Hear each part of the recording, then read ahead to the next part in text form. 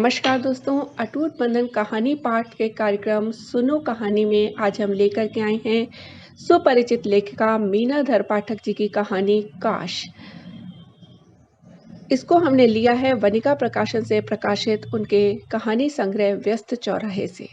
तो आइए सुनते हैं। कार्यक्रम का शुभारंभ हो चुका था, पर दिया कुछ अनमनी सी बैठी थी। वैसे तो आज उसके लिए प्रसन्नता का दिन था और अपने ऊपर गर्व करने का, लेकिन इन सब बातों से परे उसका मन कुछ उदास था। उसकी आंखें बार बार मुख्य द्वार की ओर जाती और निराश होकर लौट आती। मन में बार बार यही ख्याल आता कि न जाने आज वह यहाँ आया भी होगा या नहीं। कानों में रह रहकर उसके कहे वाक्य ज्यों त्यों बज रहे थे। देखना दिया, एक दिन तो बहुत बड़ा इनाम पाएगी और तब मैं भी वहीं तेरे पास ही खड़ा रहूंगा। उसने सपने में भी नहीं सोचा था कि मजाक में यूं सच होकर के उसके सामने आएगा। पलकों के बांध लांग कर कुछ बूंदें गालों पर ढलक गईं, जिसे उसने रुमाल में जब्त किया और सामने देखने लगी। रोशनी से नहाया और तरह तरह के फूलों से महमहाया सभागार भरा था। सभी के चेहरे खिले थे। वह भी तो खुश थी, पर अपने मन का क्या करे, जो इन सब के बीच भी उसे अकेला छोड़कर अतीत की साकल खटखटाने लगा था। खट खट खट। और अतीत एक चलचित्र की तरह उसकी आंखों के सामने आने लगा। टन टन टन टन टन। घंटी बजते ही मास्टर साहब ने कुर्सी छोड़ दी। उनके जाते ही पहले से बंध चुके बस्ते बच्चों की पीठ पर लद गए और देखते ही देखते बगीचे में एक रेला सा निकला और सड़क पर पहुंचकर तितिर बितिर हो गया। जिसे जिधर जाना था मुड़ गया। कुछ सड़क पर आगे बढ़े, कुछ ने सड़क पार कर खेतों की मेड़ पकड़ ली, पर दिया सूरज की प्रतीक्षा में अभी तक वहीं एक पेड़ की छांव में खड़ी थी। तभी सूरज भी अपना बस्ता लादे आ पहुंचा। चल घर, उसे देखते ही बोला वह। आज देरी काहे को हो गई? साथ चलते ही पूछ लिया दिया ने। कल गणित की कॉपी जमा की थी ना, सही कराने के लिए, वही लेने में देर हो गई। कितने सवाल कटे? एक भी नहीं। तेरी तरह गणित में फिसड्डी नहीं हूं कि 10 में से 2 सवाल ही सही होते हैं। सवाल समझ में नहीं आते तो क्या करूं? कितनी बार तो कहता हूं कि मुझसे पूछ लिया कर, पर तुझे अपनी कविता कहानी से फुर्सत मिले तब ना। बातें करते दोनों सड़क के उस पार पहुंच गए। कल बाल सभा में सुनाने के लिए क्या लिखा है? ये तो कल बाल सभा में ही पता चलेगा। दिया अपनी आंखों पर आई अलकों को सिर पर झटक कर हटाती हुई बोली। ठीक है, मत बता, कहते हुए सूरज की चाल तेज हो गई। तभी ताल वाला मोड़ आ गया और दोनों सड़क से उतरकर मेड़ पर आ गए। कविता है, पर रास्ते में सुनाने को मत कह देना, समझे ना? पीछे हो गई दिया उसे सुनाने के लिए जोर से बोली। वह समझ गई कि सूरज ने मुंह फुला लिया है। दिया कविताएं लिखने में माहिर थी, छोटी मोटी कहानियां भी गढ़ लेती थी, इसलिए हर बार बाल सभा में उसका नाम चर्चा में रहता और स्कूल में अध्यापकों में उसे विशेष स्नेह और प्रोत्साहन भी मिलता था। सूरज दिया से 2 क्लास आगे था, पर क्या मजाल कि दोनों कभी स्कूल से अकेले आए गए हों। वह पीठ पर बस्ता लादे प्रतिदिन अपने द्वार पर तब तक खड़ा रहता जब तक उधर से दिया ना आ जाती। गांव से कस्बे की ओर जाती कोई जीप या ट्रैक्टर कभी मिल भी जाता तो दोनों बैठ लेते, नहीं तो इतना पैदल चलना तो उनका रोज का काम था। लौटते समय दोनों ताल वाला छोटा रास्ता पकड़ लेते और खेतों में चना मटर का साग तो कभी बगीचे में टिकोरे, अमरूद, इमली, जामुन तोड़ते खाते चले जाते। वैसे तो गांव में भी प्राइमरी स्कूल था, पर वहां का हाल यह था कि कमर तक घास उगी थी। न कोई मास्टर न ही छात्र। ग्राम प्रधान की मझलकी पतोह अपने स्कूल में अध्यापिका थी। जब आधिकारिक दौरा होने वाला होता तो स्कूल की खूब साफ सफाई होती। दक्षिण टोला के घर घर में सभी बच्चों को स्कूल भेजने के लिए कहलवा दिया जाता, अपने टोला के बच्चों से भी कि मिठाई खाना हो तो स्कूल आ जाना। मिठाई खाने और स्कूल जाने की खुशी में बच्चे रेडियो की खराब बैटरी तोड़कर उसकी कालिक से अपनी पटरी मल मल कर चमकाते और बढ़िया उसको बना करके उछलते कूदते खड़िया लेकर के स्कूल पहुंच जाते। 8-10 दिन खूब गिनती, अद्धा, सवैया, ककहरा, रटाया पढ़ाया जाता। जिस दिन अधिकारी लोग आते, कक्षा में घूम घूम कर बच्चों को देखते, चाय पानी करते और चले जाते। उस दिन बच्चों को भी खाने के लिए नमकीन मिठाई मिलती और फिर से स्कूल की छुट्टी। मजिल को अपने बच्चे संभालती और घर में दया दिन लोगों के गीत गा गा कर ढेका जांच चलाती। और स्कूल में धीरे धीरे फिर से खरपतवार जमने लगता। गांव के मनभर लड़के वही किसी कोने में छिपकर बीड़ी पत्ता और हंसी ठट्टा करते। स्कूल की बाहरी दीवारों पर गोबर के उपले थाप दिए जाते। इन्हीं कारणों से गांव की समृद्ध परिवार के लोग अपने बच्चों को कस्बे के स्कूल में ही पढ़ाते थे। सूरज बगीचे में पहुंच गया था, पीछे पीछे दिया भी। रोज की तरह दौड़कर दोनों बरगद के नीचे बैठकर सुस्ताने लगे। सुनाना कविता, हमेशा तो लिखने के बाद ही मुझे सुना देती है, फिर आज काहे नहीं? तेरा पेट खदबदाता रहेगा जब तक सुन नहीं लेगा। चल सुना देती हूँ, पर हुंकारी भरते रहना। बस्ते से कॉपी निकालती हुई बोली दिया। कहानी में हुंकारी भरते हैं, समझी? तुम कविता में भी हुंकारी भरना, समझे? कहकर हंसती हुई दिया कॉपी खोल कर पढ़ने लगी। धरा ने ओढ़ी धानी चुनर, मुस्काए हर चमन प्रसून। डाल डाल पर गूंजा कलरव, कोयल गाए कजरी झूम। दादुर मोर पपीहा नाचे, पवन ने छेड़ी है सरगम। सज धज कर आई है बरखा, झूम के बरसी छम छम छम। कविता समाप्त कर दिया ने सूरज की ओर देखा। सूरज भी उसी ओर देख रहा था। उसे यूं चुप देखकर दिया का दिल धड़क उठा। हमेशा तो वह ताली बजाकर उसका मनोबल बढ़ाता था या मीन में एक निकालता था, पर इस बार शायद यूं ही तुकबंदी पर उसकी कोई प्रतिक्रिया नहीं आई। सोचकर दिया के चेहरे पर मायूसी छा गई। अब वह बाल सभा में किताब की कोई कविता और सुना देगी, इस कविता को नहीं सुनाएगी, या कल स्कूल जाएगी ही नहीं। सोचते हुए कॉपी बस्ते में रखकर वह घर जाने के लिए उठ खड़ी हुई। तभी सूरज मुस्कुराता हुआ ताली बजाता उसके पास आकर खड़ा हो गया। अच्छा सही सही बता, ये कविता तूने ही लिखी है ना? शरारत की सूरज ने। सुनकर दिया ने उसकी पीठ पर एक धौल जमा दिया। सूरज ने हंस हंस कर अपना पेट पकड़ लिया। दिया गुस्से में नाक फुलाती घर की ओर चल दी। अरे सुन तो, अच्छी कविता है सच में, कहता हुआ सूरज उसके पीछे पीछे चला आ रहा था, पर दिया थी कि उसकी बात को अनसुना कर पैर पटकती भागी जा रही थी। मान जा दिया, देख सच कह रहा हूँ, विद्या रानी की कसम, बहुत अच्छी कविता है। तूने तो डरा ही दिया था ना मुझे, पलट कर आंखें दिखाती हुई बोली दिया। तभी सूरज ने सामने से आते दिया के चाचा को देख लिया। अब उसे ध्यान आया कि कविता के चक्कर में उन दोनों को बहुत देर हो गई है। चुपचाप निकल ले दिया, कहीं। उसकी बात सुनकर दिया घूमी तो देखा सामने चाचा खड़े हुए थे। सारे बच्चे घर आ गए और तुम दोनों अभी पहुंच रहे हो? उस दिन दोनों को खूब डांट पड़ी, पर अगले दिन बाल सभा में दिया को इनाम में सुंदर सा फाउंटेन मिला था। उस दिन बगीचे में बरगद के नीचे बैठकर दोनों उसी पेन से एक दूसरे के हाथ पर अपना अपना नाम लिख रहे थे। देखना दिया, एक दिन बहुत बड़ा इनाम पाएगी तू, और तब भी मैं वहां तेरे पास खड़ा रहूंगा। सूरज ने पेन का ढक्कन बंद करते उसे देते हुए कहा था। इतना बड़ा?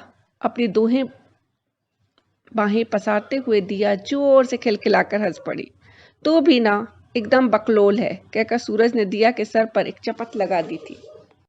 बचपन की उम्र न जाने क्यों इतनी छोटी होती है, देखते ही देखते जीवन से ऐसे चली जाती है, फिर कभी लौट कर नहीं आती। स्कूल के पास वाले खेत में जो कलमी आम रोपे गए थे, उन पर बौर आ गई थी। ग्राम प्रधान के चुनाव में इस बार सूरज के बाबा जीते थे। जीत के कुछ दिन बाद ही गांव की गलियों के खड़ंजे बिछने लगे थे। स्कूल की बेरंग दीवारों पर सफेदी हो गई थी। समय की मार और अनदेखी से धूमिल हो चुका स्कूल का नाम पुनः बड़े बड़े अक्षरों में लिख गया था। मझिल को घूंघट ओढ़कर रोज हाजिरी के रजिस्टर में अपना नाम भरने लगी थी। बदलाव की बयार चली तो बहुत कुछ बदल गया, दोनों के शरीर और मन भी। अब दिया की अम्मा उसे हमेशा ऊंच नीच समझाती रहती। दुपट्टा ठीक से ओढ़ा कर, रास्ते में हंस हंस कर खीसे मत निपोरा कर, लड़कों के साथ ज्यादा देर मत बतियाए कर, और हाँ, अब तू सूरज के साथ स्कूल नहीं जाएगी, समझी ना? इतनी बड़ी हो गई है, पर अकल नाम की चीज नहीं है, जब देखो तब उसी के साथ चल देती है। सुनकर दिया उदास हो जाती। कुछ कहती तो फिर डांट देती, लड़की जात है, ज्यादा मुंह मत चलाया कर। वह सहम जाती। मन होता कि पूछे, तुम ही तो कहती थी कि ताल वाले मेड़ पर सूरज का हाथ पकड़ लिया कर दिया, नहीं तो जो फिसली तो सीधे पानी में जा गिरेगी। अब क्या हो गया है, क्यों नहीं जा सकती उसके साथ?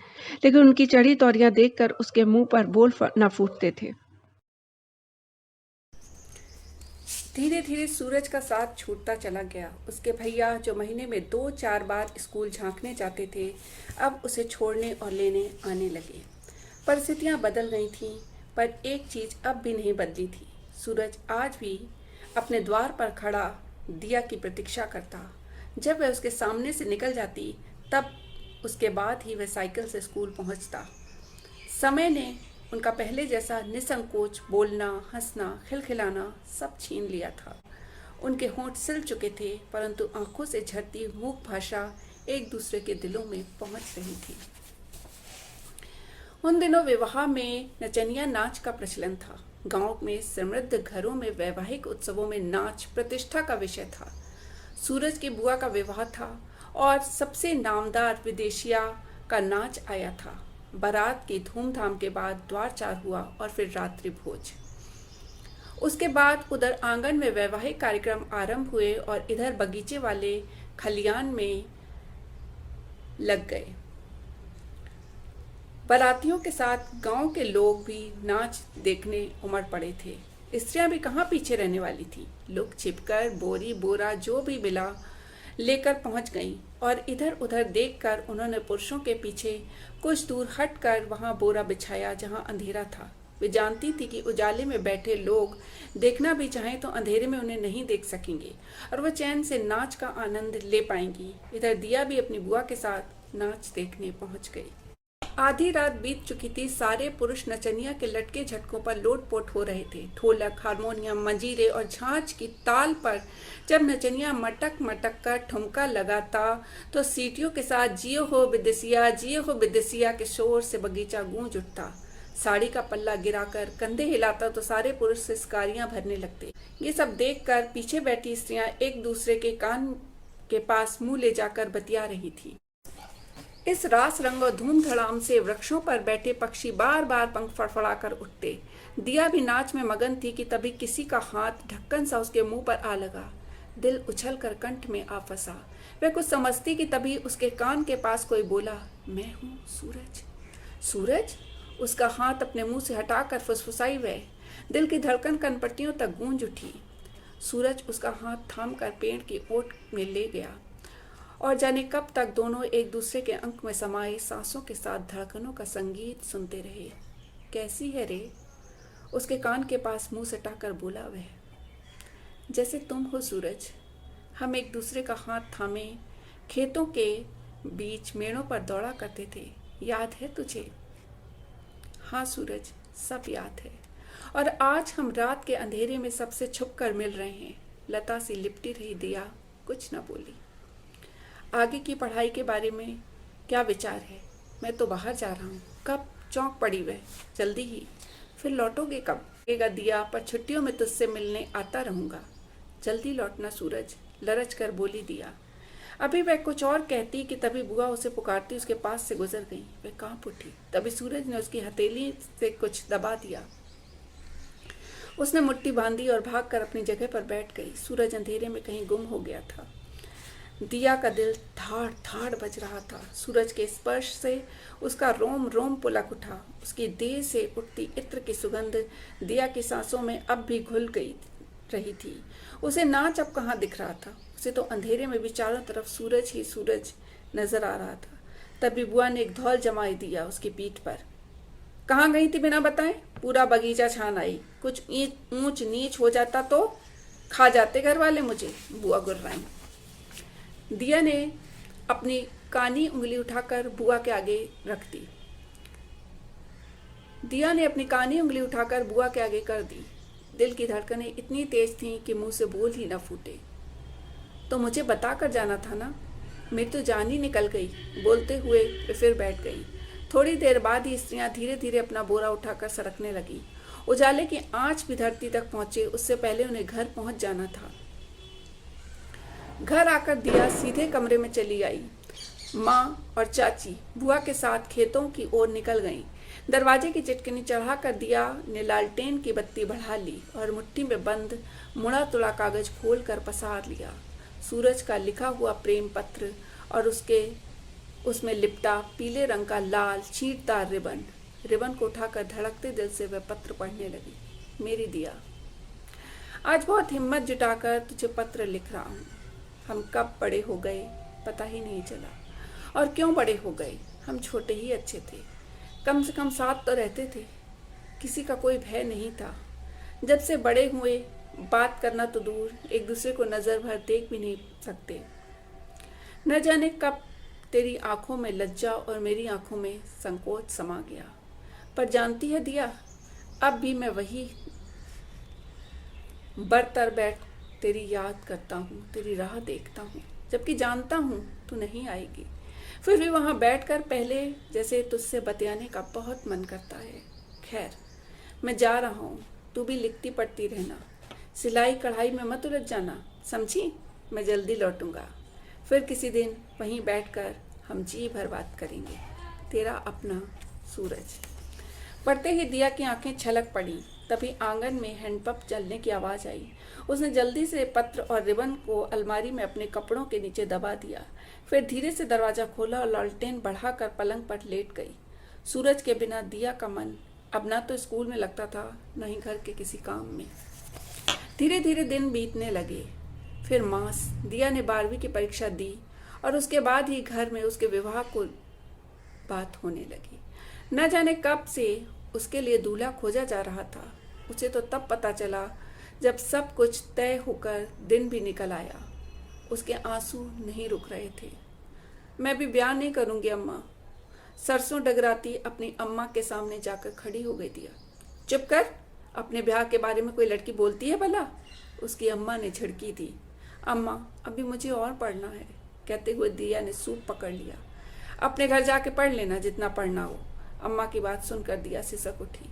ये घर मेरा नहीं है क्या अम्मा? सुनते ही सूप छोड़कर उन्होंने बेटी को गले से लगा लिया। बहुत अच्छा घर बार देखे हैं तेरे बाबूजी, और पढ़ाई का क्या है, वो तो ब्याह के बाद भी हो जाएगा बबुनिया। वे जितना समझाती दिया के आंसू और तेज बहने लगते। वे चाह कर भी अम्मा से अपने दिल की बात नहीं कह पाई। विवाह की तैयारी पूरी हो गई। झांपी झोरा सज गया।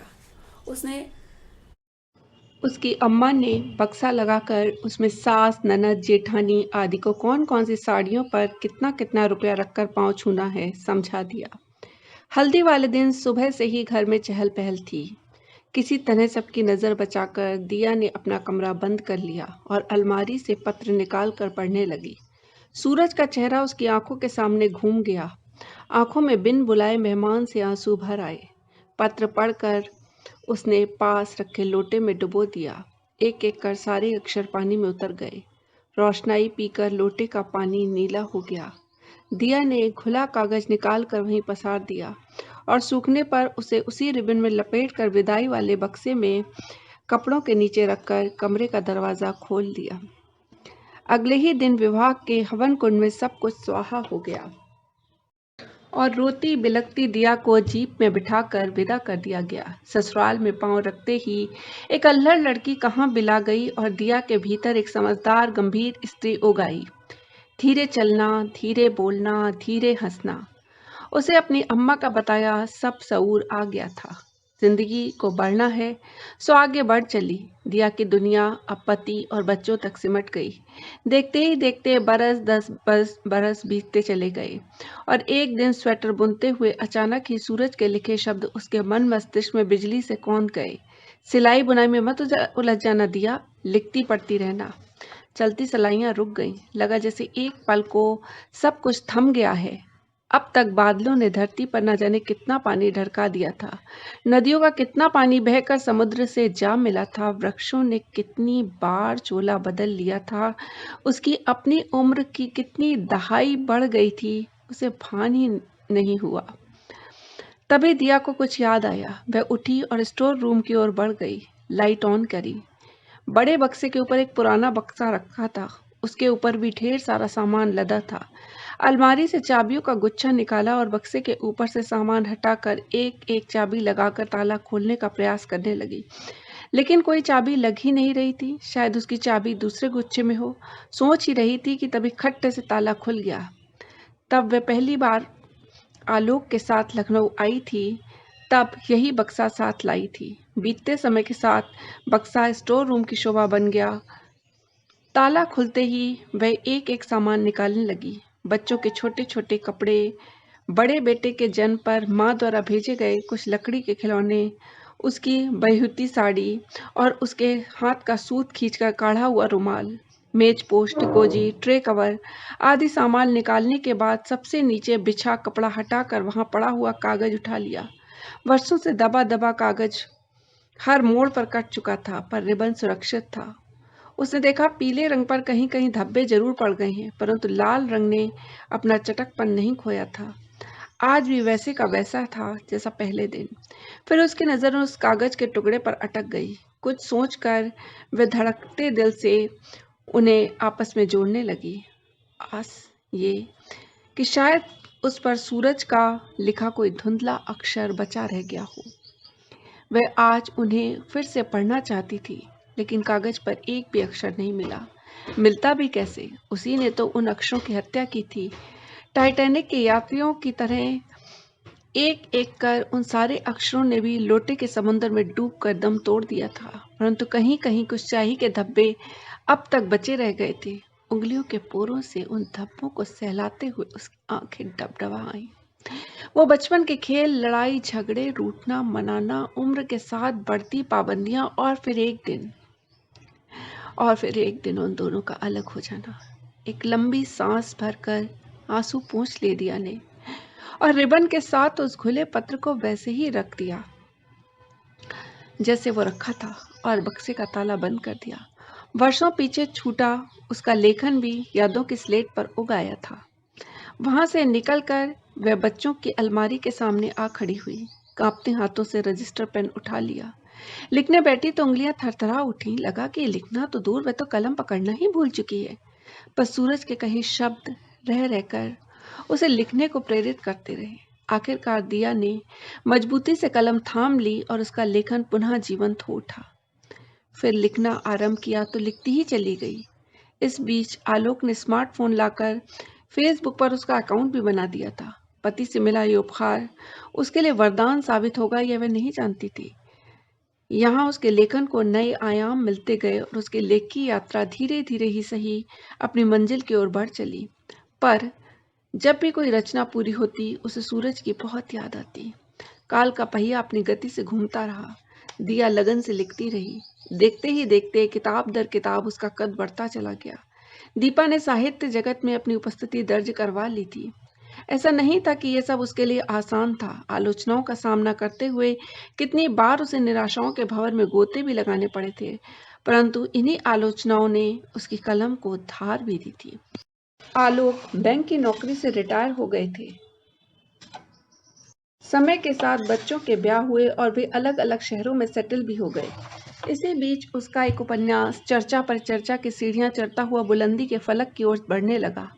इन्हीं दिनों सोशल मीडिया पर एक मित्रता निवेदन देखकर वह चौंकी। डीपी में विवेकानंद की फोटो थी, पर नाम? तुरंत ही उसने मन में उठ रहे विचारों को झटक कर उसकी मित्रता स्वीकार कर ली। फिर तो रचनाओं की प्रशंसा से बात आरंभ हुई और धीरे धीरे घनिष्ठता में बदल गई। उससे बातें करते हुए कई बार दिया को लगता था कि वह उसे जानती है। इसी बिना पर जाकर उसकी प्रोफाइल खंगाल आती, पर वहां तो उसकी या उसके परिवार की कोई भी फोटो नहीं थी। आपने अपनी फोटो क्यों नहीं लगाई? एक दिन उसने यूं ही प्रश्न पूछ लिया। बार बार डीपी बदलना मुझे पसंद नहीं। उधर से आवाज की जगह जवाब लिख कर आ गया।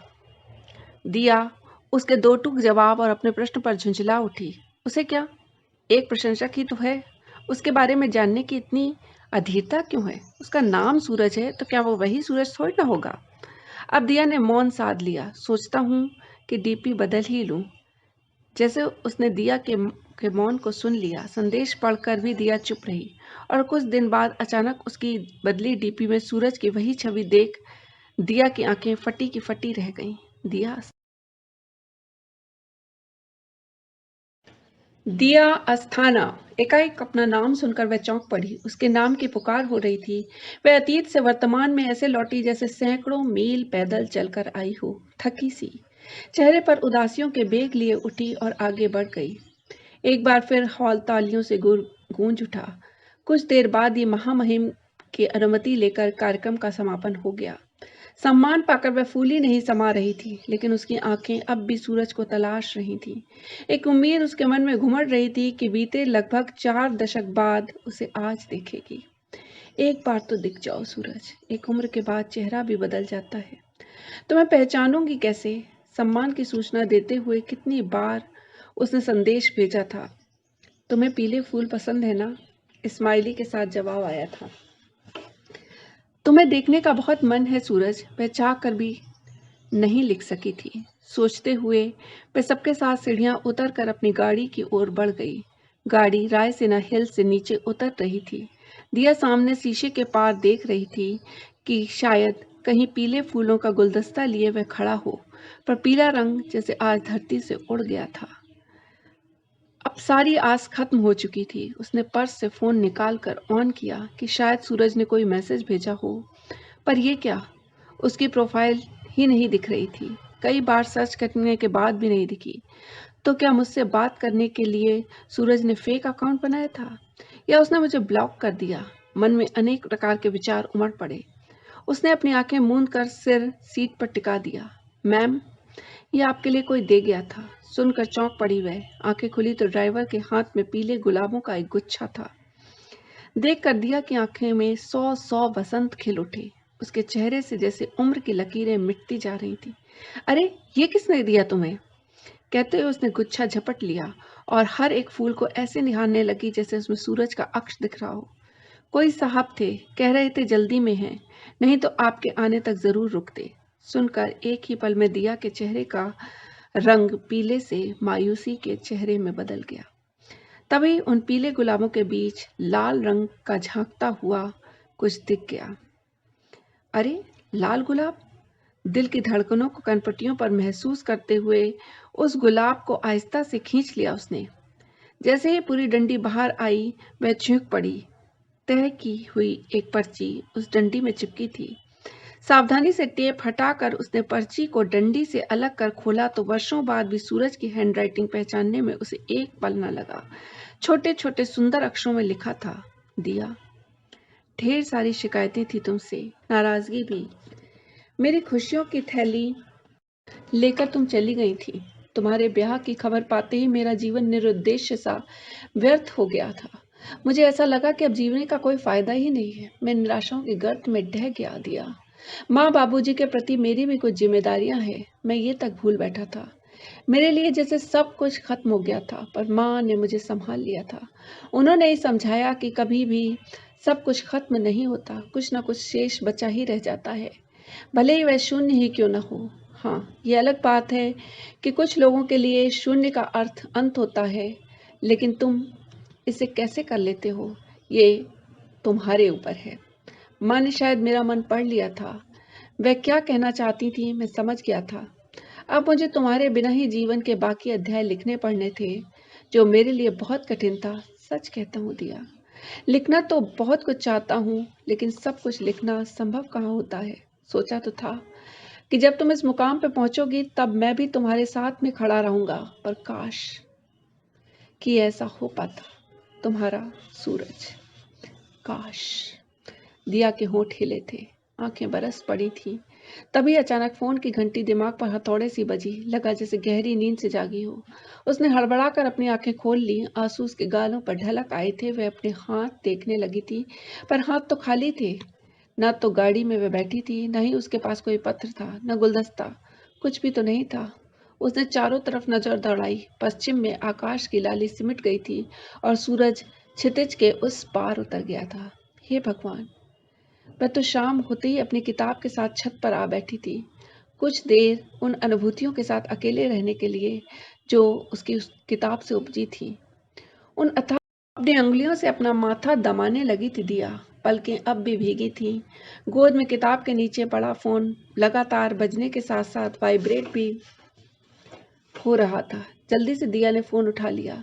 दिखी तो गांव की भाभी का फोन था। हेलो भाभी, आप सूरज को जानती हैं ना? उनके कुछ बोलने से पहले ही बिना किसी लाग लपेट के दिया पूछ बैठी। कौन सूरज बबुनी? उधर से आश्चर्य मिश्रित आवाज आई। आप सूरज को नहीं जानती? उसे लग रहा था कि अभी रो पड़ेगी। भाभी पर गुस्सा भी आ रहा था। उम्र हो गई गांव में रहते हुए और सूरज को नहीं जानती। हेलो, क्या हुआ भाभी? आप बोलती क्यों नहीं? उधर के सन्नाटे से उसका मन आशंकित हो उठा। क्या बताएं बबुनी, इनको खत्म हुए तो 4 बरिस हो गया। दिल की बीमारी हो गई थी उनको।